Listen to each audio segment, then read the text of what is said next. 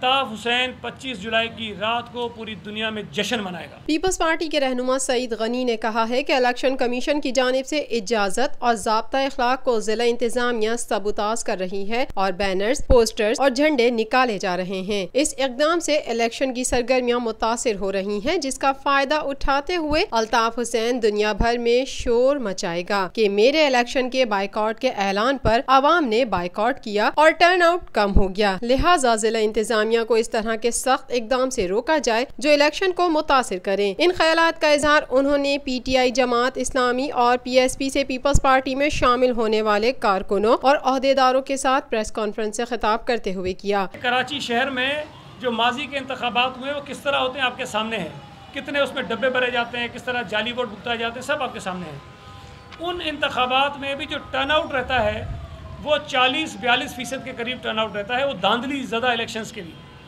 अब इस दफ़ा में उम्मीद है कि शायद वो धांधली उस तरह की नहीं होगी, ठप्पे नहीं लगेंगे, लोगों को मौका उस तरह का नहीं मिलेगा, तो 10-15% तो वैसे ही समझें कि वो वोट नीचे आ जाएंगे, टर्न आउट जो उसका नीचे आ जाएगा। और उन हालात में जब आप कंपेन नहीं करने देंगे, शहर को इस तरह बिल्कुल वीरान कर देंगे कि कोई कैंडिडेट जाके अपने वोटर्स को ये नहीं बता सकता कि मेरा झंडा क्या है, मेरा नारा क्या है, मेरा स्लोगन क्या है, मेरा मंशूर क्या है, इजाज़त नहीं है उसको बताने की, तो इससे टर्नआउट मज़ीद गिरेगा। अगर खुदा न खास्ता कराची शहर में वोटर्स का टर्नआउट गिर गया तो अल्ताफ हुसैन 25 जुलाई की रात को पूरी दुनिया में जश्न मनाएगा कि मैंने कहा था कि कराची के लोगों को कि वोट मत डालो, और कराची के लोगों ने बाइकआउट किया है। मुझे तो लगता है कि गैर दानिस्ता तौर पर कोई ऐसी ताकत ज़रूर है जो ये चाहती है कि अल्ताफ हुसैन के उस बाइकआउट के नारे को मजबूत करे या उसको सपोर्ट फराम करे। अब मुझे नहीं समझ आती कि ये चीज़ क्यों, एक बहुत आम सी चीज़ है, उनको क्यों नहीं समझ आ रही। इंतखाबात के मुस्तनद होने का और उसके नताइज के अथेंटिकेट होने का सबसे जो बड़ा एक पहलू होता है वो टर्नआउट का बढ़ना होता है। जितना ज़्यादा आप वोटर्स को पोलिंग स्टेशन पर ले जाएंगे, जितने ज़्यादा लोग वोट कास्ट करेंगे, उतना इंतखाबी अमल साफ़ और शफाफ और लोगों के एतमाद का एक इज़हार होगा। लेकिन जहां आप ऐसे इकदाम करेंगे जिससे टर्नआउट नीचे आए, गिरे, उससे इंतखाबी अमल के ऊपर सवालात पैदा होते हैं। उन्होंने कहा कि जब सियासी जमातों को बैनर्स, पोस्टर्स और झंडे लगाने पर एतराज़ नहीं है तो इंतजामिया क्यों ऐसे इकदाम कर रही है। ये मैं समझता हूँ कि जो चीज़ें हो रही हैं इस पर गौर किया जाना चाहिए। सारी सियासी जमातें ये कह रही हैं कि जनाब ये जो झंडे बैनर लगाने का एक मौका मिलता है लोगों को, ये दुनिया भर में होता है, यहाँ अपने शहर का शहर वीरान कर दिया है और झंडे बैनर फाड़ दिए हैं, पता नहीं का दफन कर दिए हैं, लोगों को मुश्किल में डाला हुआ है।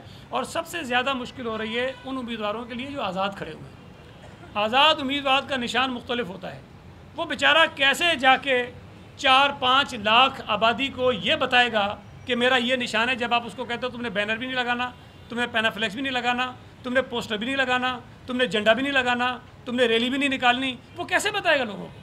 तो मैं समझता हूँ कि ये इंतखाबात जो हैं उम्मीदवारों के लिए तंग किए जा रहे हैं, सख्त किए जा रहे हैं, इस पर इलेक्शन कमीशन को रिव्यू करना चाहिए। इस मौके पर शमूलियत करने वालों ने कहा कि खान साहब, आपने कहा आपने करप्शन के खिलाफ नारा लगाया। मैं आज इस मीडिया के थ्रू आपको बता रहा हूँ कि आपकी पार्टी में जितनी करप्शन है, आपके सिक्योरिटी गार्डों तक की करप्शन है जो स्टेज पे आने के लिए भी लोगों से पैसे लेते हैं। और आपका जो कराची के अंदर 5 का टोला है, इन्होंने ऐसे ऐसे लोगों को टिकट दिया है जिस पे मैं तो बिल्कुल ये ज़रूर कहूँगा कि मीडिया उस पर नज़र रखे, देखे कि जो लोग PS 99 से भी कैंडिडेट इलेक्शन लड़ रहे हैं उनका माजी देखें कि माजी में उन्होंने कितने कितने वोट उठाए हैं, जिसकी आप कह रहे हैं कि इलेक्टिबल को हमने जो ना टिकट दिए हैं। आपने अरबों रुपए आपके जो ना एक फ्रेंड्स एक क्लब है PTI को मैं ये कहूँ तो वो गलत नहीं होगा, फ्रेंड्स एक क्लब है, इसके अलावा PTI कुछ नहीं है। PTI का सिर्फ खोखला नारा है। आप हमारे हल्के से, हम 95 से NA 242 के अंदर रह रहे हैं, वहाँ ऐसे कैंडिडेट्स को आपने टिकट्स दिए जिनके साथ वहाँ इलेक्शन मुहिम चलाने वाला कोई लोकल है ही नहीं। और हम नज़रियाती लोग थे, हमने पार्टी में गए थे एक चेंज की तरफ, लेकिन जब हमने इनके मामलात को देखा कि ये तो करप्शन के पूरा एक अभी इलेक्शन में इन्होंने अरबों रुपए के करप्शन किए, तो हम उनकी पार्टी को रिजेक्ट कर चुके हैं। और हम इंशाअल्लाह ताला नज़रियाती वर्कर हैं, पूरे नज़रियाती लोग बिलावल साहब के विजन को देखते हुए, बिलावल साहब की जो स्लोगन लेके चल रहे हैं, जिस तरह से पीपल्स पार्टी एक हकीकी मानव में पार्टी है। और PTI और काफ लीग में मैं समझता हूँ कोई फ़र्क नहीं है। और जब ये इलेक्शन होंगे उसके बाद PTI का हचर भी वही होगा जो काफ लीग का हुआ है। मैं सैयद अबुल आला मौदूदी रहमतुल्लाह अलैह के नज़रियात रखने वाला हूँ, और उन्होंने ये कहा था कि लाजमी नहीं है कि कोई जमात इस्लामी में शामिल हो मेरे नज़रियात को देखकर।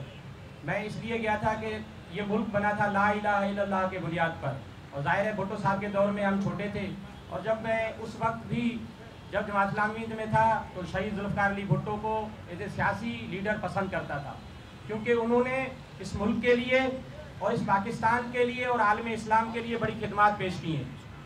इस मुल्क को एटमी ताकत बनाने वाले शहीद जुल्फ़िकार अली भुट्टो हैं। यहाँ पर इस्लामी कॉन्फ्रेंस कराने वाले, पूरी दुनिया को, आलम इस्लाम को इकट्ठा करने वाले एक ही शख्स थे, और वो शहीद जुल्फ़िकार अली भुट्टो थे। और आपका पाकिस्तान डेमोक्रेटिक पाकिस्तान हुआ करता था, लेकिन इस्लामी जमहूरिया पाकिस्तान शहीद जुल्फ़िकार अली भुट्टो ने इसको नाम दिया।